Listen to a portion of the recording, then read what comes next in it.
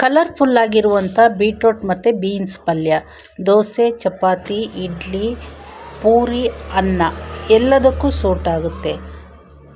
ನಾನಿಲ್ಲಿ 1/4 kg beetroot ಮತ್ತು 1/4 kg ಬೀನ್ಸನ್ನು ಚಿಕ್ಕದಾಗಿ ಕಟ್ ಮಾಡಿ ಒಂದು ಕುಕ್ಕರ್ಗೆ ಹಾಕಿ ಸ್ವಲ್ಪ ನೀರನ್ನು ಹಾಕಿ ಮುಚ್ಚಳ ಹಾಕಿ ಬೇಯಿಸ್ಕೊಳ್ತೀನಿ. ಒಂದು ವಿಸಲ್ ಬರೋ ಮುಂಚೆನೇ ಆಫ್ ಮಾಡ್ತೀನಿ. ತರಕಾರಿ ಹಾಫ್ ಬಾಯ್ಲ್ ಆಗಿ ಬೇಯ್ತದೆ. ಒಂದು ಪಾತ್ರೆಗೆ ನಾನು 3 ಟೇಬಲ್ ಸ್ಪೂನ್ ತುಪ್ಪವನ್ನು ಹಾಕಿ ಅದು ಬಿಸಿ ಆದಮೇಲೆ ಸ್ವಲ್ಪ ಸಾಸಿವೆಯನ್ನು ಹಾಕಿ ಸಿಡಿಲಿಕ್ಕೆ ಬಿಡ್ತೀನಿ. ಅದು ಸಿಡಿದ್ಮೇಲೆ ಸ್ವಲ್ಪ ಜಾಸ್ತಿಯಾಗಿ ನಾನು ಕಡಲೆಬೇಳೆಯನ್ನು ಹಾಕಿ ಫ್ರೈ ಮಾಡ್ಕೊಳ್ತೀನಿ. ಅದು ಫ್ರೈ ಆಗ್ತಾ ಇರುವಾಗ ಪಲ್ಯಕ್ಕೆ ಎಷ್ಟು ಖಾರಕ್ಕೆ ಬೇಕೋ ಅಷ್ಟು ಒಣಮೆಣಸಿನಕಾಯಿಯನ್ನು ಕಟ್ ಮಾಡಿ ಹಾಕಿ ಫ್ರೈ ಮಾಡ್ತೀನಿ. ಈಗ ಕಟ್ ಮಾಡಿಟ್ಟಿರುವಂಥ 3 ದೊಡ್ಡ ಈರುಳ್ಳಿಯನ್ನು ಸೇರಿಸ್ಕೊಳ್ತೀನಿ.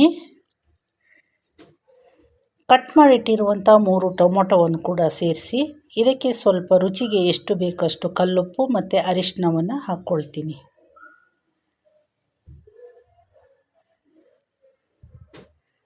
ಇದಕ್ಕೀಗ ಹಾಫ್ ಬಾಯ್ಲ್ ಆಗಿ ಬೆಂದಿರುವಂಥ ತರಕಾರಿಯನ್ನು ಕೂಡ ಹಾಕ್ತೀನಿ. ಕುಕ್ಕರಲ್ಲಿ ಸ್ವಲ್ಪವೂ ನೀರಿಲ್ಲ. ಇದನ್ನೆಲ್ಲ ಮಿಕ್ಸ್ ಮಾಡಿ ಬೇಯಲಿಕ್ಕೆ ಬಿಡ್ತೀನಿ. ಈಗ ತರಕಾರಿಯಲ್ಲಿ ಸ್ವಲ್ಪ ನೀರು ಬಿಟ್ಕೊಳ್ಳುತ್ತೆ. ನೀರು ಇಂಗೋವರೆಗೂ ಚೆನ್ನಾಗಿ ಬೇಯಿಸ್ತೀನಿ.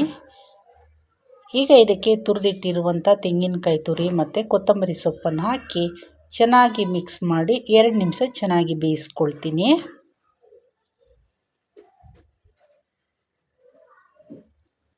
ಈಗ ಟೇಸ್ಟಿಯಾಗಿರುವ ಮತ್ತು ಕಲರ್ಫುಲ್ಲಾಗಿರುವಂಥ ಬೀಟ್ರೋಟ್ ಮತ್ತು ಬೀನ್ಸ್ ಪಲ್ಯ ಸವಿಯಲು ರೆಡಿಯಾಗಿದೆ. ನಾನು ಇದನ್ನು ಇವತ್ತು ದೋಸೆ ಜೊತೆಗೆ ಸರ್ವ್ ಮಾಡ್ತಾಯಿದ್ದೀನಿ.